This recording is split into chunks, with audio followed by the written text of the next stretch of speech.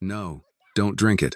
Ethan Caldwell turned just as a small hand struck his wrist. The porcelain cup flew from his grasp and shattered against the marble floor.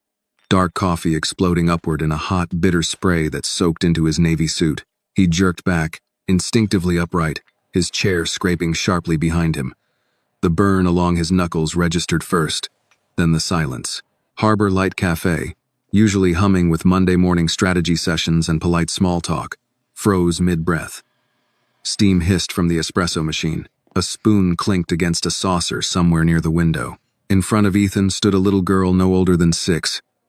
Dark curls pulled into uneven puffs. Denim jacket. Small hands clenched at her sides. She was breathing hard.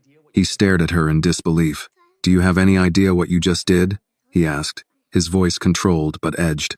Behind him, his executive assistant, Melissa Grant, rushed forward. "Ethan, are you hurt?" she asked, already pressing napkins to his sleeve. "Oh my God. This is terrible." The cafe manager hurried over, apologizing. A few customers murmured in irritation. "Where's her mother? This is outrageous." The little girl didn't flinch. "You weren't supposed to drink it," she said. Ethan let out a short breath of disbelief. "Excuse me? There's something in it."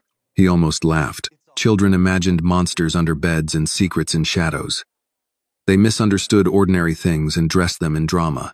He straightened his jacket. "That's enough," he said. "You don't knock things out of people's hands because you think there's something in them." She didn't back down. Instead, she stepped closer to the spill. Coffee spread across the white marble in a dark, uneven pool. Broken porcelain glinted like small teeth. The girl knelt. "Annie!" A woman's voice cried from behind the counter, but Annie ignored it. She leaned forward and sniffed. Ethan frowned. "Don't touch that," he said sharply. She shook her head and sniffed again, more deliberately this time. Her small nose wrinkled. "That's not just coffee," she said. A faint crease formed between Ethan's brows. "It smells wrong." He looked down at the puddle. All he smelled was roast Ethiopian blend. Medium dark. The same he ordered every week. Familiar. Comforting. But now that she had said it, he inhaled more carefully. There was something beneath the bitterness. A sharper edge. Metallic. Almost chemical. Melissa stopped blotting his sleeve. "Ethan," she said gently. "It's probably just the cleaning solution near the counter. Kids have sensitive noses." Annie stood up, eyes flashing. "It's not soap," she insisted. "It's like when my mom takes medicine and says it tastes bad." The firmness in her tone surprised him. She wasn't crying. She wasn't apologizing. She was arguing.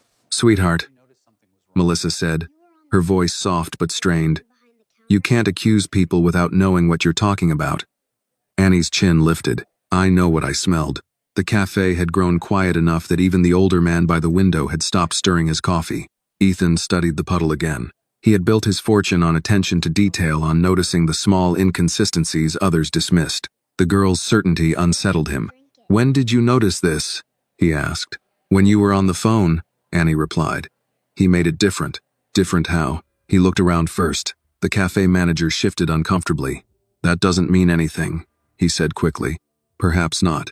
But Ethan felt something in his chest tighten, not fear exactly, but awareness. He crouched slightly, bringing himself closer to Annie's eye level. "Why didn't you tell someone instead of knocking it over?"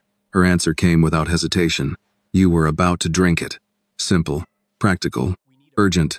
He glanced at the stain creeping toward the seam in the marble tile. If she was wrong, this was an expensive embarrassment. If she was right, he straightened slowly. "Get gloves," he told the manager, "and something to collect what's left." Melissa blinked. "Ethan, that's not necessary." "It is to me." His tone was calm, but final. The manager hurried to comply. A pair of disposable gloves appeared. Paper towels were carefully folded and used to soak what remained of the liquid into a clean container normally used for food storage. Ethan pulled out his phone. He did not dial 911. He dialed his head of security. "Tom," he said evenly when the man answered. "I need a courier at Harbor Light immediately. Priority handling. We're sending a sample to the lab." There was a pause on the other end. "Yes, sir." He ended the call. Melissa's posture stiffened slightly. "A lab," she repeated. "Isn't that a little extreme?" Ethan met her eyes. Extreme would be ignoring it. Annie watched him closely. Her breathing had slowed now. Around them, the customers began whispering again, this time not with annoyance, but curiosity. Ethan looked once more at the coffee soaking into sterile white paper. He had nearly swallowed it without a thought. Routine had made him careless. The little girl tugged lightly at her oversized jacket sleeve. "I'm not lying," she said quietly. He studied her face. 6 years old. Too young to understand corporate rivalries. Too young to orchestrate a scene like this. And yet she had been certain enough to risk trouble. He nodded once. "I don't know if you are," he said honestly. "But we're going to find out." Outside the cafe windows, Seattle's gray morning pressed against the glass. Inside, a broken cup lay in pieces. And for the first time in a very long while, Ethan Caldwell realized how fragile control really was. How easily it could shatter in the hands of a child brave enough to say something wasn't right. The courier would arrive in minutes. The truth would take longer. But whatever was hiding beneath the scent of roasted coffee, he intended to uncover it. The courier arrived in 11 minutes. Ethan Caldwell noticed that because he noticed everything when stakes were involved. A black SUV pulled up in front of Harbor Light Cafe. Discreet but official. Tom Harris, head of security for Caldwell Urban Systems and former Marine, stepped inside with the calm of a man who had walked into worse rooms.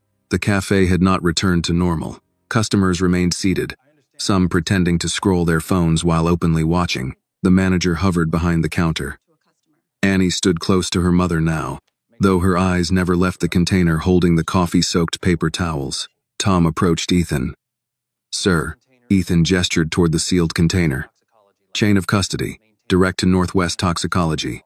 I want preliminary results the moment they have them."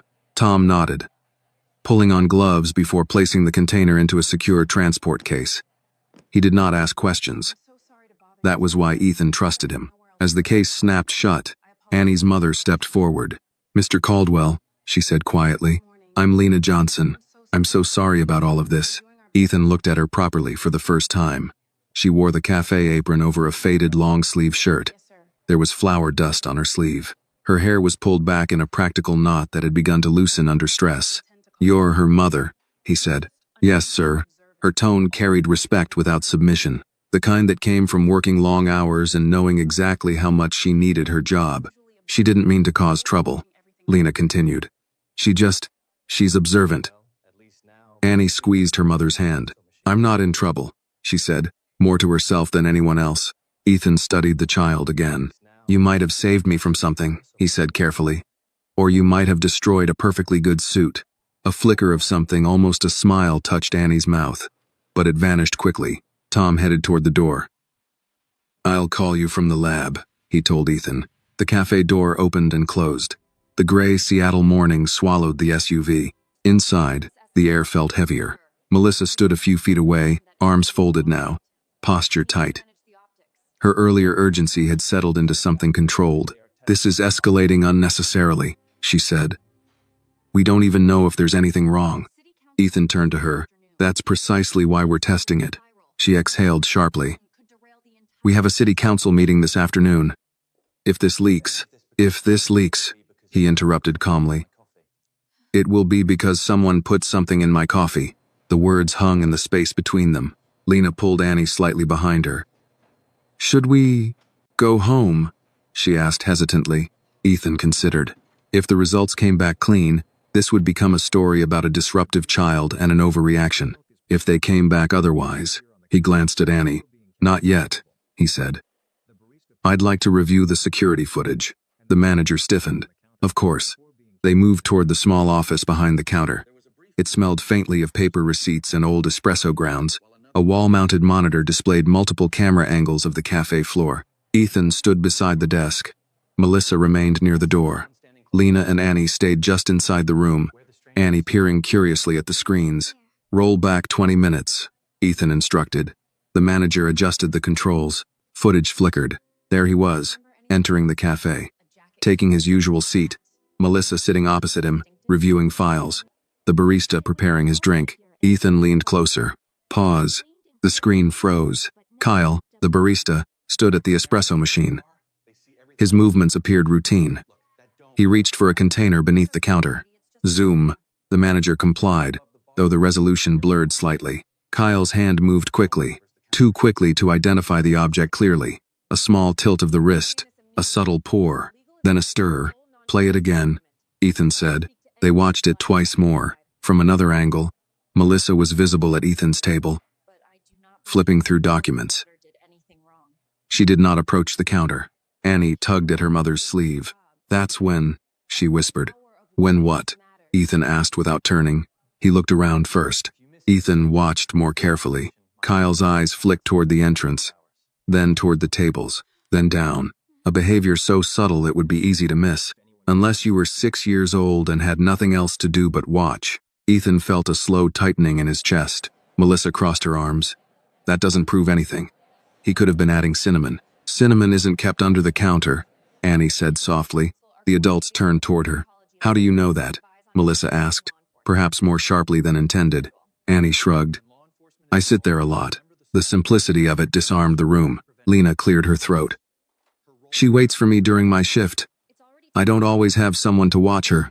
Ethan nodded slightly. "I understand." He did understand more than he let on. His own father had worked double shifts at a shipyard outside Tacoma when Ethan was a boy. There had been afternoons when Ethan sat in the break room doing homework, listening to grown men talk about layoffs and overtime. Children learned by listening. The monitor went dark as the manager stopped the playback. Silence filled the office. Ethan straightened. "If the lab finds nothing," he said evenly, "we'll address the disruption accordingly." Melissa nodded. "And if they do?" Lena asked quietly. Ethan's gaze hardened just enough to signal resolve. "Then we address something far more serious." His phone buzzed. All eyes dropped to the screen in his hand. "Tom Harris." Ethan answered immediately. "Go ahead." There was a pause on the other end, long enough for tension to sharpen. "They've begun preliminary screening," Tom said. His voice was controlled, but different. Tighter. "There's an anomaly." Ethan's pulse slowed instead of quickened. That was his way. What kind of anomaly? Presence of a synthetic sedative compound, not used in food preparation. The words seemed to absorb the air from the small office. Lena inhaled sharply. Melissa stepped back as though the room had tilted. "Are you certain?" Ethan asked. "They're running confirmation now, but it's there. If this moment moved you, if you believe justice sometimes comes from the smallest voices, take a second to show your support. Like this video, share your thoughts in the comments and tell us where you are watching from. And if you believe stories like this deserve to be heard, subscribe to the channel and stay with us for the next one." Ethan closed his eyes briefly. When he opened them, he looked at Annie. The child did not look triumphant. She looked relieved. "I told you," she said quietly. Ethan slipped the phone back into his pocket. "Call the police," he instructed the manager. His voice carried no anger, no panic, only decision. Outside the office window, the cafe patrons sensed the shift. Conversations hushed again. Something larger than a broken cup had taken hold of the morning. Ethan looked once more at the security monitor. A routine, a habit, a familiar place, all compromised. He had built his career on identifying risk before it materialized. Yet the threat had come disguised as comfort, and it had taken a 6-year-old child to see what he did not. He turned toward Annie. "Thank you," he said simply. The word carried weight far beyond courtesy. Annie looked down at her shoes, then back up. "I just didn't want you to get sick." In the distance, sirens began to approach, faint at first, then clearer against the hum of Seattle traffic. The truth was no longer a possibility. It was coming through the front door. The sirens did not wail. They approached with controlled urgency, lights flashing but no sound. A quiet authority that matched the gravity settling over Harbor Light Cafe. Through the front windows, red and blue reflections slid across polished tables and startled faces. Officer Ramirez entered first. The same broad-shouldered steadiness from earlier in the morning replaced now with sharper focus. A second officer followed, younger, carrying a small evidence kit. "Mr. 1. Caldwell," Ramirez said with a respectful nod. "We received word from Northwest Toxicology." "You did," Ethan replied. "They confirmed the presence of a synthetic sedative compound." Ramirez's jaw tightened slightly. "We'll need statements from everyone present." The cafe manager began ushering customers toward their tables again, asking them to remain seated. The atmosphere shifted from curiosity to something heavier witness. Annie stood close to Lena, small fingers wrapped tightly around her mother's hand. Ethan noticed she had stopped trembling. Ramirez crouched down slightly to Annie's level. "You're Annie?" he asked gently. She nodded. "I'm going to ask you a few questions. Is that okay?" She looked at her mother. Lena knelt beside her. "Just tell the truth, baby. Like you always do." Annie turned back to the officer. "I saw him put something in the coffee," she said before he could begin. Ramirez raised a hand gently. "Slow down for me. Start from the beginning." Ethan stepped back, giving space but remaining within earshot. "I was drawing," Annie began, "and Mr. Caldwell was on the phone, and Kyle looked around first. Like this," she demonstrated, turning her head left and right dramatically. "Then he opened something white and poured it in." "Did you see what it was?" Ramirez asked. She shook her head. "Just that it was small, and he hid it after." Ramirez nodded thoughtfully. "And that's when you knocked the cup down?" "Yes." "Why didn't you tell your mom first?" Annie hesitated. "You were about to drink it," she said simply. Ramirez looked up at Ethan. "She's consistent," he said quietly. Ethan nodded once. Across the cafe, another officer approached the counter. "Kyle Martin," he called. The barista stepped forward slowly. His earlier composure had thinned. Sweat dotted his forehead. "Yes. You're coming with us for questioning." "I didn't mean—" Kyle began, then stopped himself. "I mean, I didn't do anything." "You can explain that at the precinct." As they secured his wrists, not roughly, but firmly, the cafe fell completely silent. Melissa stood near Ethan, arms folded tightly. "This is unbelievable," she murmured. "Our stock is going to plummet if this hits the press." Ethan turned to her slowly. "My concern right now isn't the stock." She looked at him as if recalibrating. Ramirez stood and approached Ethan. "Mr. Caldwell, we'll need you down at the station as well for a formal statement. And your head of security." "I'll be there," Ethan said. Ramirez glanced toward Annie. "And her mother." Lena stiffened. "Are we in trouble?" "No, ma'am," Ramirez assured her. "We just need her account recorded properly."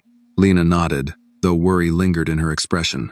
As officers began collecting the broken porcelain pieces, Ethan's phone buzzed again. A message from the communications director at Caldwell Urban Systems. "We're hearing rumors. Please advise." Rumors moved faster than police cars in Seattle. He typed a brief response. No statement until confirmed details. He slipped the phone back into his pocket. Melissa watched him carefully. "You should let legal handle this," she said. "This could be framed as negligence on the cafe's part." "Negligence?" Ethan repeated evenly. "Well, security protocols, staff oversight, or attempted poisoning," he interrupted. She fell quiet. Lena approached cautiously. "Mr. Caldwell, what happens now?" Ethan studied her face. "Fear, yes, but also something else. Pride." She was holding herself upright for her daughter's sake. "Now," he said, "we find out who gave the order." The words hung in the air. Kyle hadn't acted alone. That much felt clear. Tom Harris entered the cafe again, expression grim. "There's more," he said quietly to Ethan. "Go on. The compound isn't over the counter. It's pharmaceutical grade. You don't get it without connections." Ethan absorbed that. "So this wasn't random?" "No." Melissa shifted slightly. "Connections like what?" she asked. Tom glanced at her briefly before answering Ethan. "Corporate supply chains. Medical distribution. Possibly someone with executive access." Executive.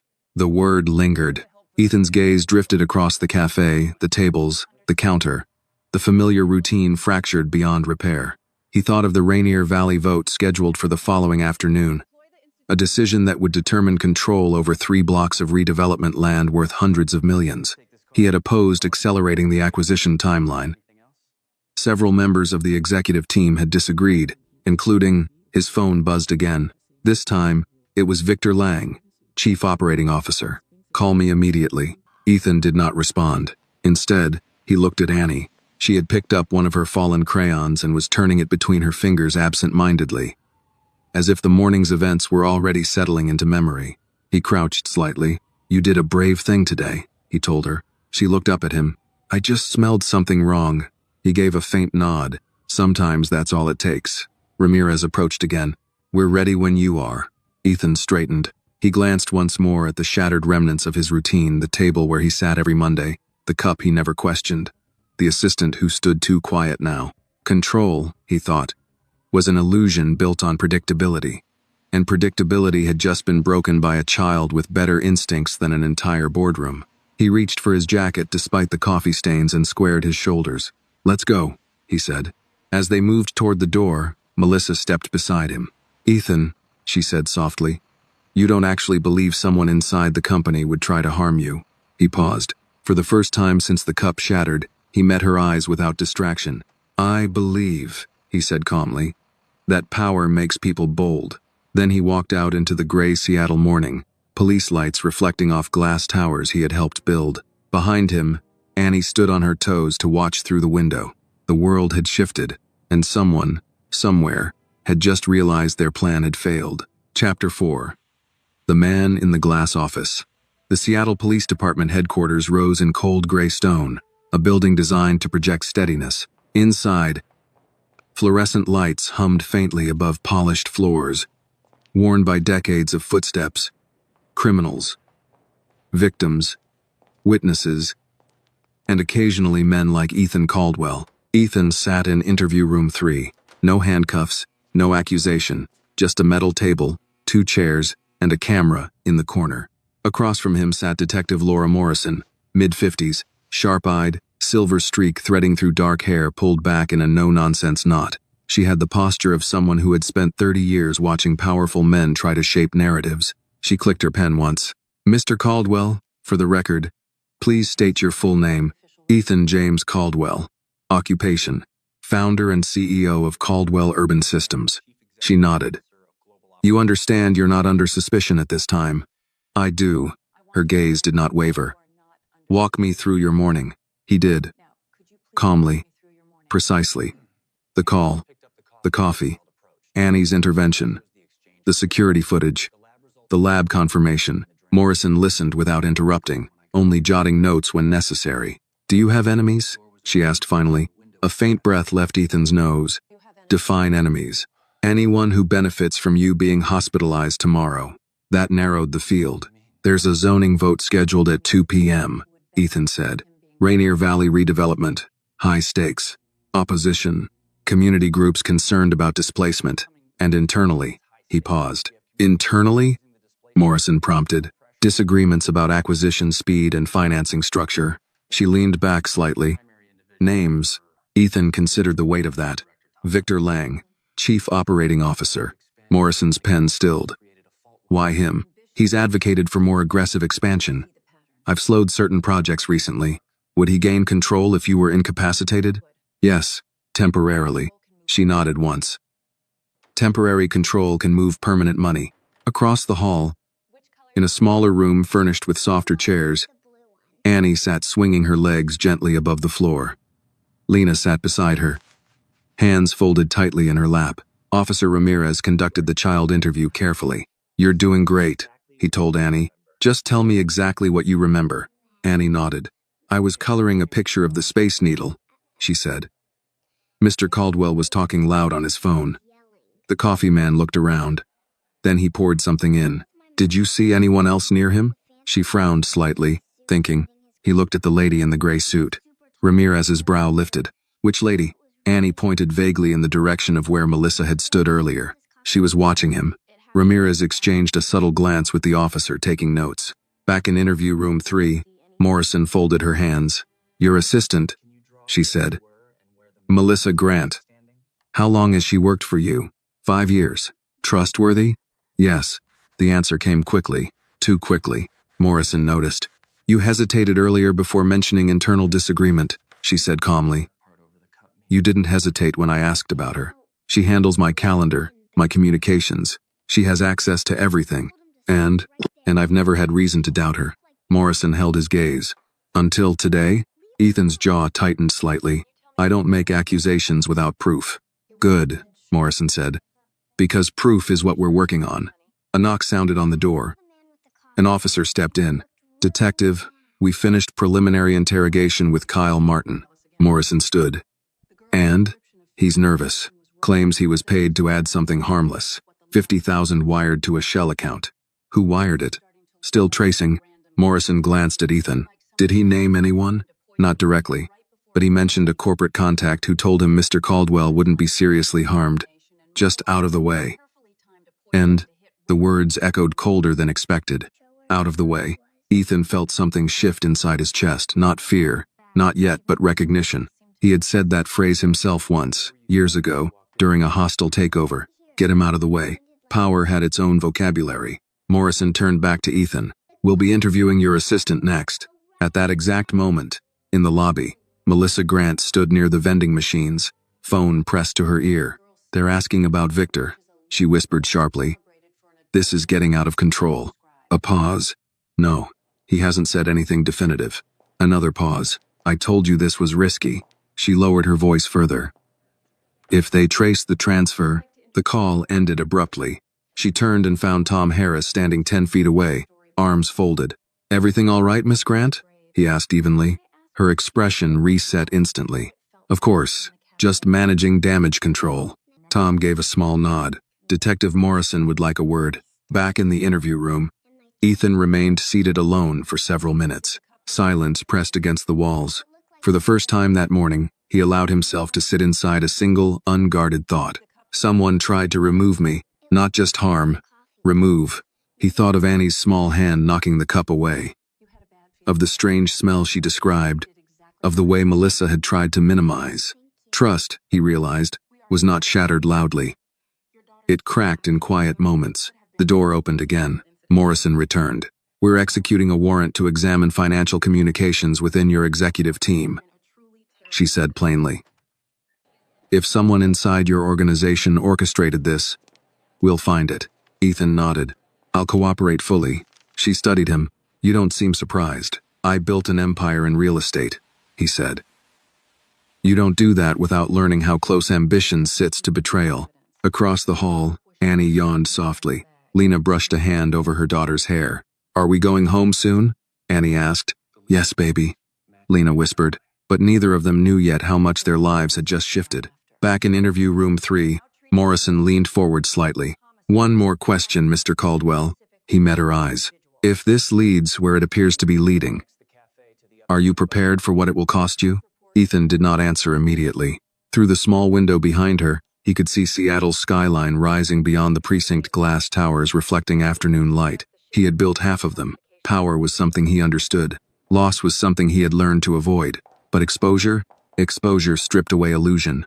Yes, he said finally, because somewhere in the city, a 6-year-old girl had trusted her instinct over fear, and he could not do less. By late afternoon, the sky over Seattle had turned the color of brushed steel.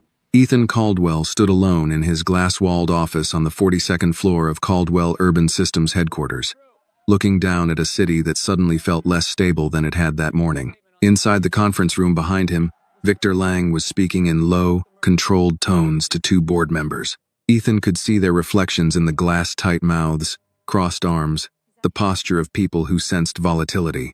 Power always smelled it first. Tom Harris entered quietly. Detective Morrison's team has executed the warrants, he said. They're combing through financial transfers and internal communications. Ethan nodded. And Melissa? She's being interviewed separately. A long pause hung between them. Tom lowered his voice. You still trust her? Trust. The word felt heavier than usual. I trusted her at 9 this morning, Ethan said.